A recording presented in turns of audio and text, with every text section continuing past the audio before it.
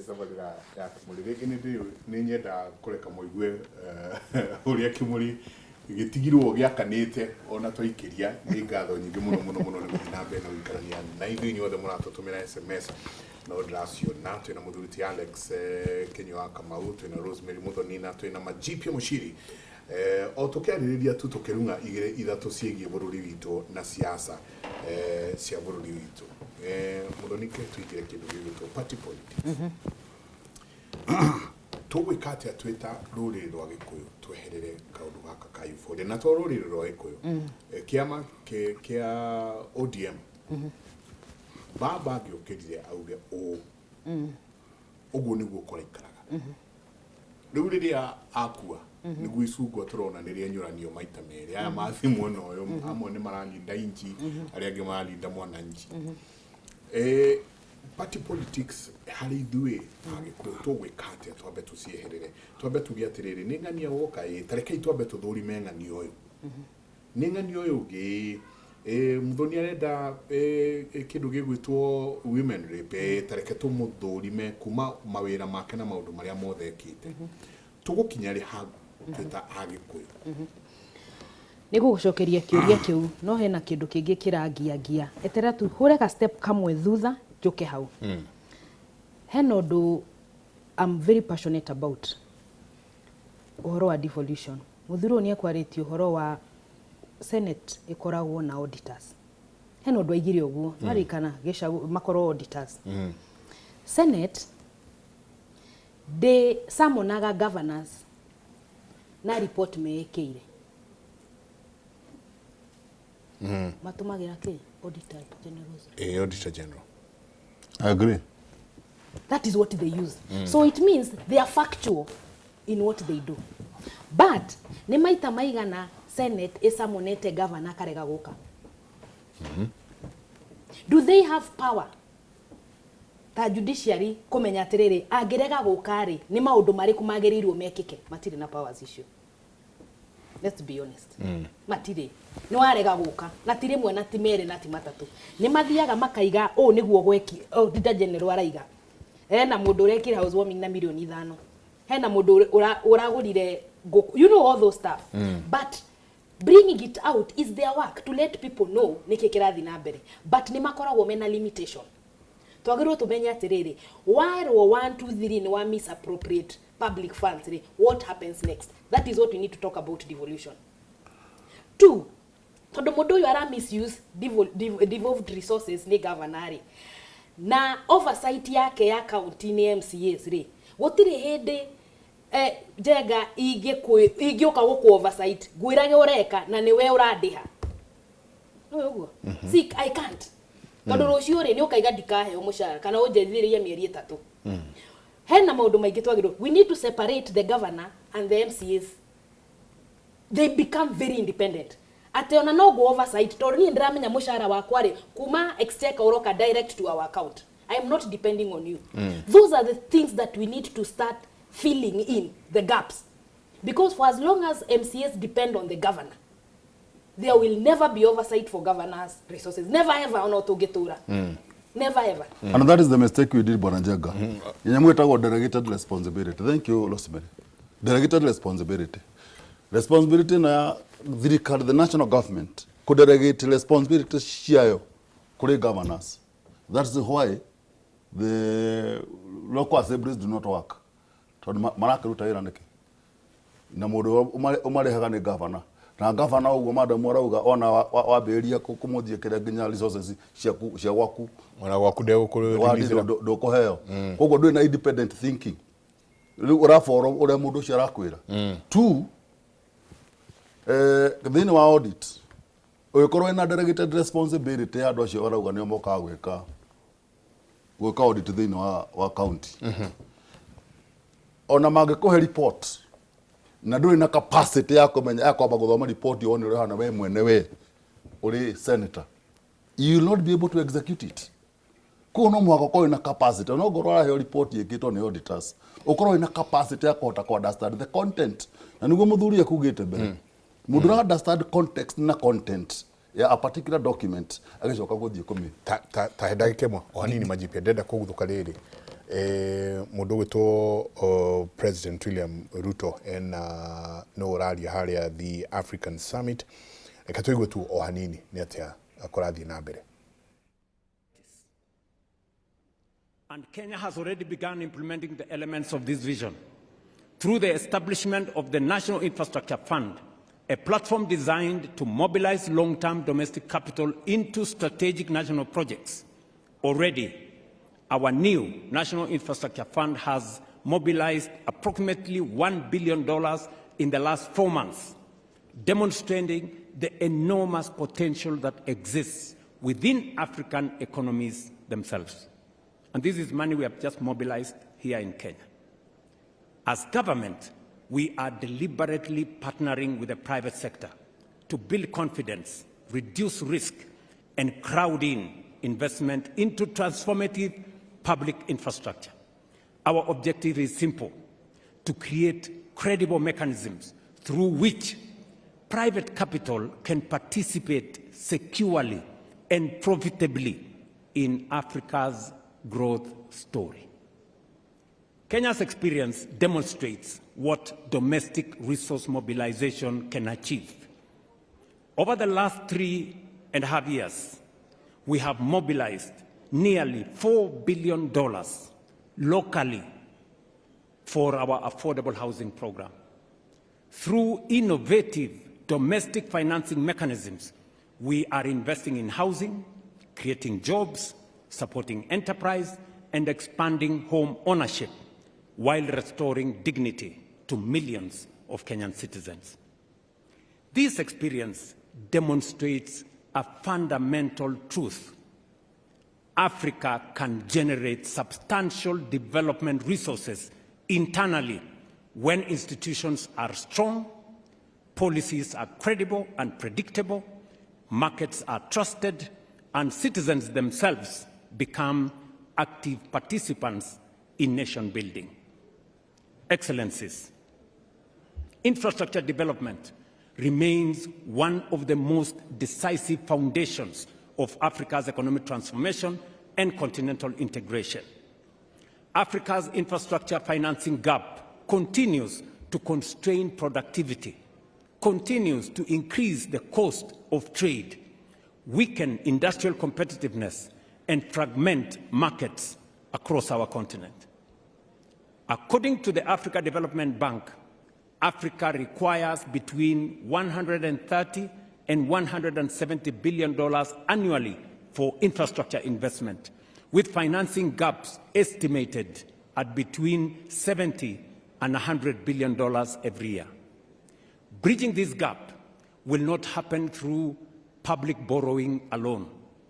It requires innovative financial instruments, blended finance mechanisms, de-risking facilities like the one I have talked about, and strong public-private partnership capable of unlocking institutional capital at scale.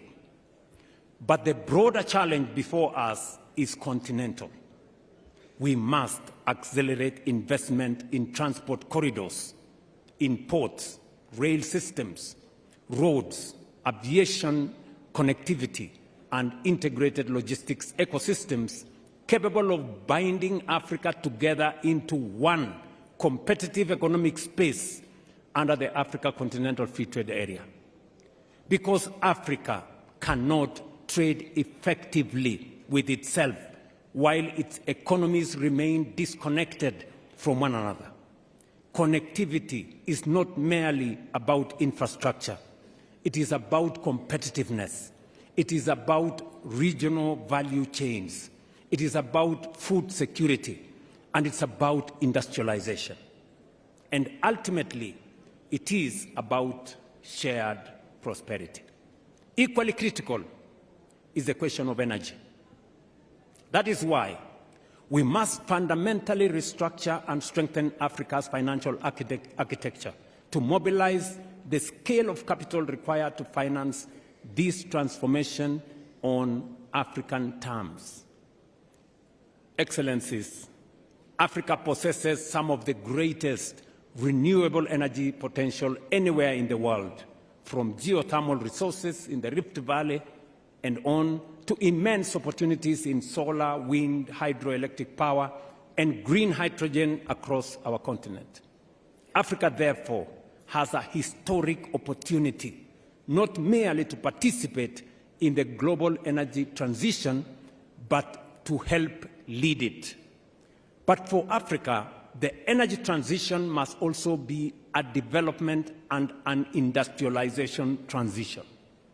We must accept a future, and we cannot, let me repeat that, we cannot accept a future in which Africa simply exports raw green minerals, while industrial value addition, advanced manufacturing, and technological innovation take place elsewhere. That model belongs to the past. Africa must become a competitively industrial hub powered by clean energy, modern infrastructure, innovation, and strategic investment partnerships. Green industrialization presents our continent with an opportunity not only to contribute meaningfully to global climate solutions, but also to create jobs, expand manufacturing capacity, strengthen exports, deepen regional value chains, and accelerate structural economic transformation. Excellencies, ladies and gentlemen, perhaps Africa's greatest strategic asset is its people.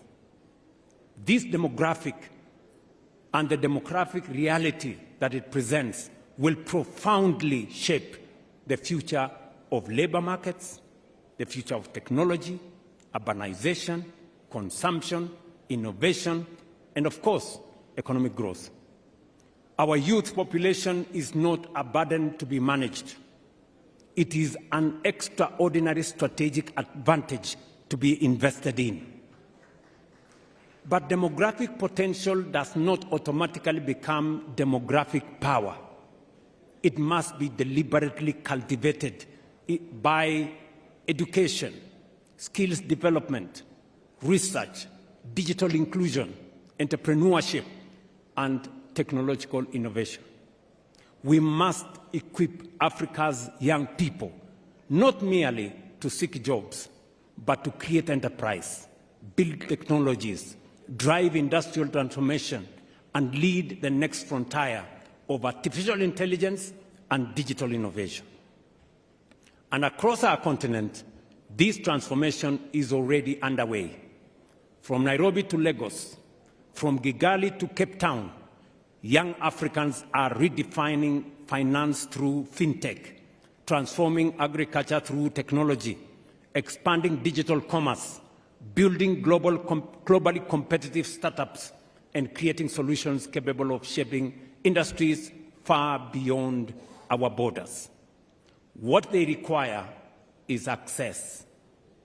Access to quality education, access to digital infrastructure, access to affordable capital, access to markets, and of course, they will create the opportunities necessary.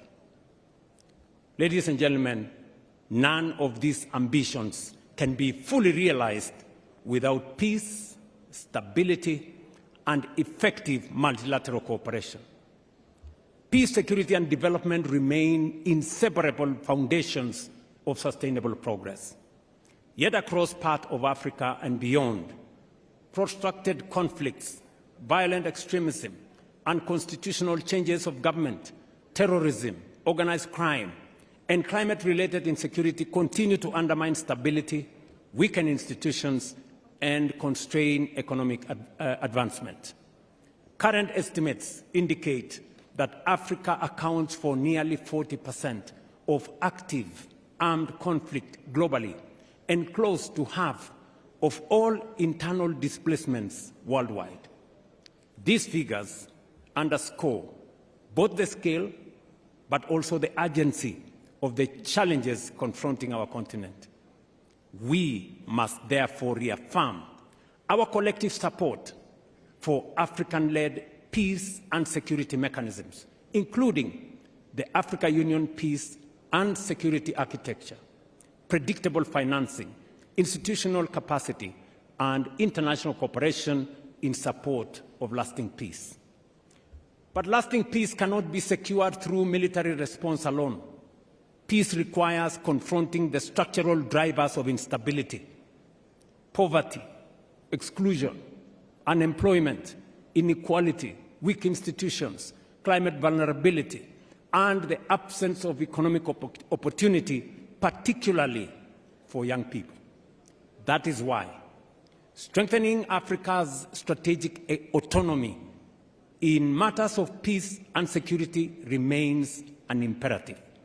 And it is why we reiterate with clarity and conviction the urgent necessity of reforming global peace and security governance, particularly the United Nations Security Council.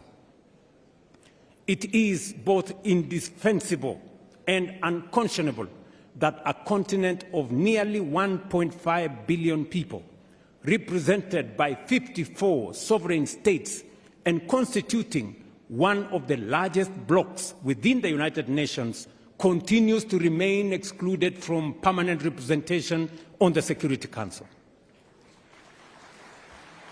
Such inequality, ladies and gentlemen, such inequality erodes legitimacy, undermines credibility, and diminishes confidence in multilateral systems itself. No global governance architecture can credibly claim to be democratic, to be representative, to be just, or fit for purpose, while a substantial part of humanity remains absent from the table where the world's most consequential decisions are made.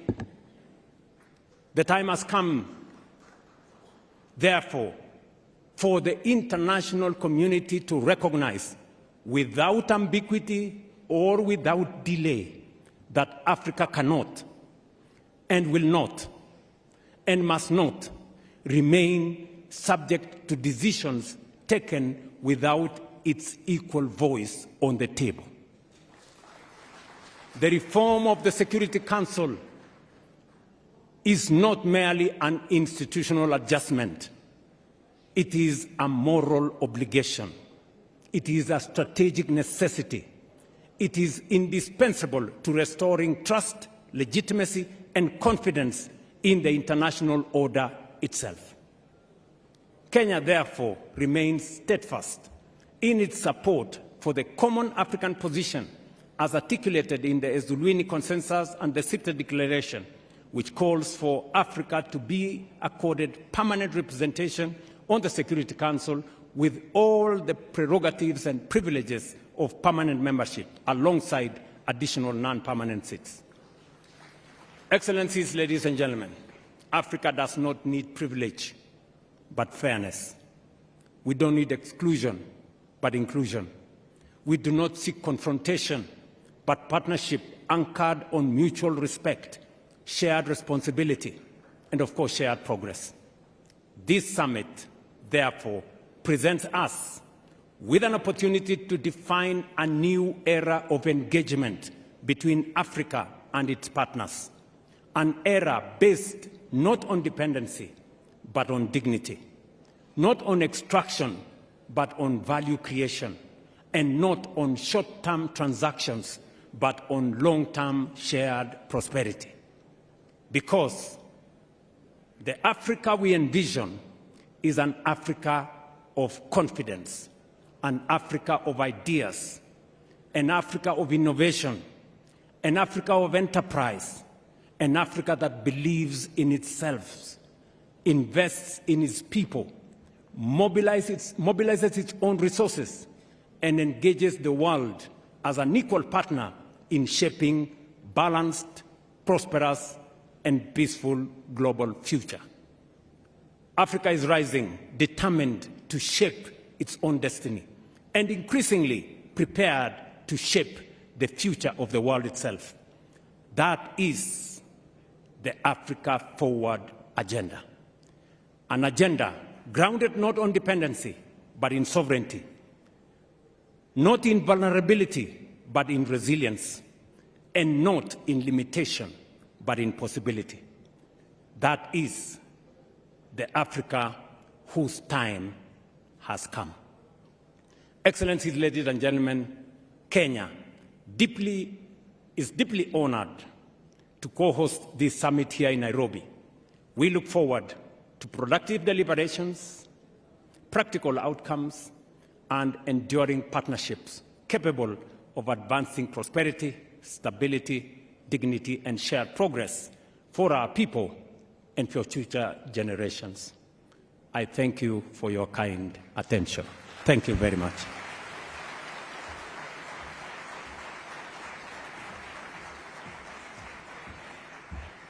Thank you, Your Excellency, for the warm welcome and for reinforcing Africa's economic position today and the importance of partnerships such as the Africa-France partnership. Asante sana, Your Excellency. And now it's my profound honor to welcome to the stage our next speaker, who is also our co-convener. He's a global leader who has consistently championed international cooperation and a world of rules-based order, has been at the forefront of advancing dialogue on global economic reform and strategic partnerships between Africa and France. Please welcome to the stage His Excellency, Mr. Emmanuel Macron, President of the Republic of France. Bienvenue, Monsieur le Président.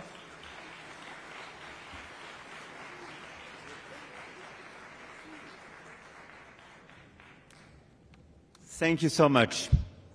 Mr. President, dear William, Your Majesty, Head of States and Governments, Secretary General of Permanent Commission of the African Union, Secretary General of Francophonie, Ministers, Ambassadors, entrepreneurs, ladies and gentlemen, Asante sana, Mr. President. And I will switch in French, if you allow me. Le président a tout dit. Et donc, je vais juste rajouter quelques convictions pour qu'ensuite on puisse passer à nos travaux. C'est un nouveau type de sommet, c'est une nouvelle philosophie, et donc nous allons aller au bout de cette philosophie. D'abord, ce sommet a commencé par des rencontres de la jeunesse, des entreprises, de la culture, du sport. Et d'ailleurs, nous allons, juste après cette session, rencontrer des représentants du monde de l'entreprise qui vont nous dire leurs conclusions et on va échanger avec eux. Et au fond, la conviction que je voudrais partager avec vous, c'est que l'agenda que le continent africain et la France doivent avoir, celui auquel en tout cas je crois, n'est en aucun cas de regarder en arrière, ni à gauche ou à droite, comme dirait mon ami le président Ruto, mais de regarder en effet devant. Et ce que je me suis efforcé de faire depuis 10 ans, c'est de bâtir une relation qui regarde avec lucidité le passé. Et donc on a eu ce travail qui a été fait avec l'Algérie, le Cameroun, le Rwanda et plusieurs autres, qui regarde avec courage le présent et qui a restitué les œuvres d'art, qui veut réinventer la relation monétaire et économique, qui veut investir dans le sport, dans les industries culturelles et créatives, dans le co-investissement avec le continent, et qui, avec respect, veut être aux côtés de l'Afrique pour son propre agenda. Et donc la relation entre l'Afrique et la France, telle que nous la voyons, telle que nous la pensons, telle que nous l'agissons, elle est fondée en effet sur la lucidité, le courage, le respect, et une volonté d'avoir, au fond, un agenda partagé. Ça, c'est ce qu'on a fait depuis 10 ans. On y est longuement revenu hier, et je ne veux pas être plus long. Pourquoi je suis convaincu? Nĩ guo kũrathiĩ na mbere kũrĩa kĩgomano kĩa The African Summit kũrĩa President William Ruto arĩkia kwaria nĩ anyitĩrĩra mũno ũndũ wĩgiĩ mbeũ njĩthĩ na mĩeke ya mawĩra ĩrĩa mbeũ njĩthĩ ĩracaria na thiĩ na mbere na gũkorwo akĩaria ũhoro ona wa andũ kana mbeũ njĩthĩ gũkorwo magĩcaria mĩeke yao nginya kũrĩa nenda-inĩ. Nake Emmanuel Macron auga ekwaria gĩkwao koguo no kũragĩthiĩ na mbere tungiuma na mũtaũri witũ nĩ tũngĩahota gũkwĩra ũrĩa kũrathiĩ na mbere no tũgũthiĩ na mbere na gũkũrehera ũrĩa kũhana mwena ũcio nĩ njũĩ ona twacokeria mwena ũrĩa ũngĩ wa uge waku no megũkorwo magĩkwĩra ũrĩa kũrathiĩ na mbere. Ithuĩ na ithuĩ tũkĩingĩra harĩa hetagwo ha gũtiriha tũrarĩrĩria kĩndũ gĩtagwo party politics na ngũhoya mũno korwo tumone ya debate ile yuma haha ona yuma hiyo makeria yuma debate hiyo makeria ona gukira ndenda twanjie na ya majipia tone ko kurikia turarikia tuthie turikireirie siasa cia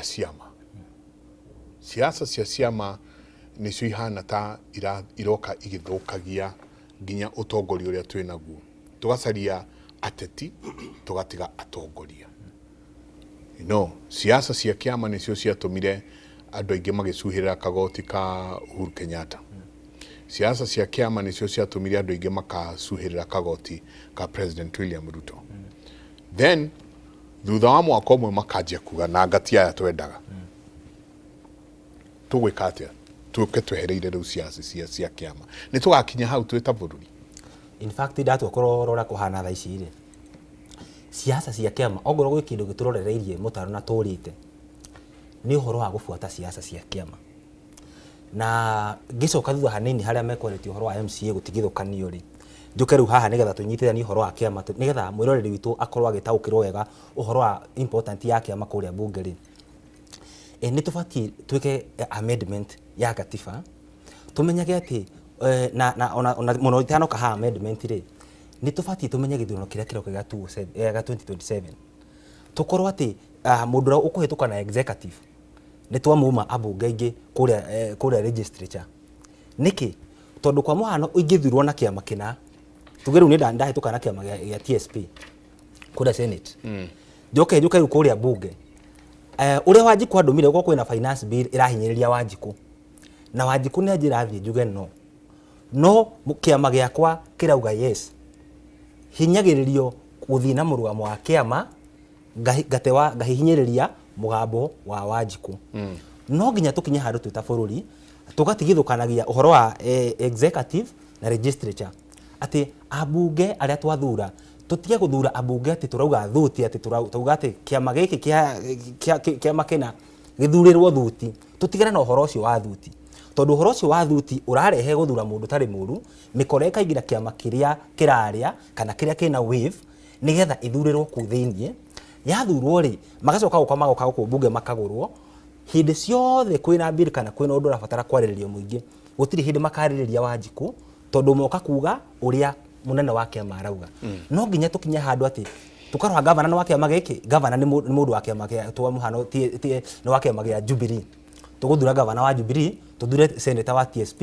tuthure women rep wa DCP tutukanie tondu o ciama ici ciothe taru mheshimiwa Kinyua ararugama na kiama kia Jubilee mheshimiwa Muthoni ararugama kiama kia DCP kwa gukorwo kuria Kiambu ri ararugama giti kia Juja kwa gukorwo hinake governor uria wi ho ri no wa kiama gia TSP niwe mwega na kio cio ngire ni wa kiama kia UDA ringi MCA tutikarore ati uhoro wa kiama ati tuge ni thuti Kiambu tukwenda thuti kana Uasin Gishu tukwenda thuti turore competence ya mundu ati mutongoria uta mundu kiumbe ri wa mbere ni mundu gathi gutwaririria atari na guoya ni mundu gathi ku represent issues citu kuria bunge kana nyumba nene ateko intimidate ati tondu ni ero wene wa kiama giki uguo no nginya tugatigithukania hau na Wanjiku hindi ria ekuhiga amanye thuti ndiri hindi ka muteithia tondu in fact mweri 11 mweri wena na 2027 ndugakorwo kiririkana urathurire governor mubunge na senator na kiama kiriku uhoro wa ciama ugathirira hau mundu ria wathura niwe riu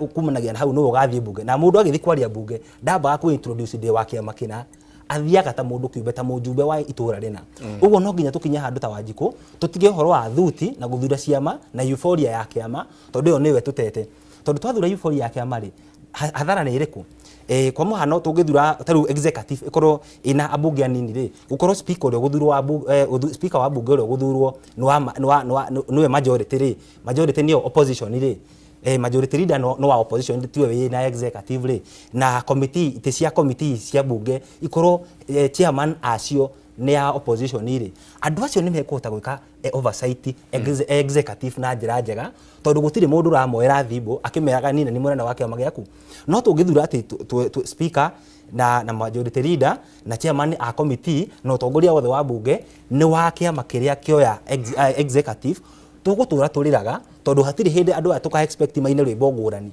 no hindi tugatigithukania tuge president uyu ni presidential candidate wina kiama gitari popular ni mundu mwega ta mundu kiumbe no kiama kiria nakio hihi hena murungi wina kiama kingi kiega tuguthura ambunge uyu tutukanie hindi yo noguo tukahota kwagira bururi uyu na hindi yo niguo horo wa maheni uhoro wa ati gutongoria gukona tugege tondu turakorwo atongoria aria maingira kiama kina ni tugege tondu maingira na euphoria ya kiama koguo ni undu raingera kwira Wanjiku rora mundu rora competence ya mundu rora urume wa mundu rora mithie ya mundu na migendere ya mundu mutikae kuga ati ni kiama ati wathie haria ugathie uhinge maitho uthure rangi ati urauga mundu bora no warangi muna ri ugathie guthura mungigeka uguo kiriro kiria murarira tha ici no kio mukarira ona 2028 yes ni tukirora turona o aria mathuritwo na UDA ni o riu marahura president uria wiho yo aria mariho hindi ya UDA no aya turona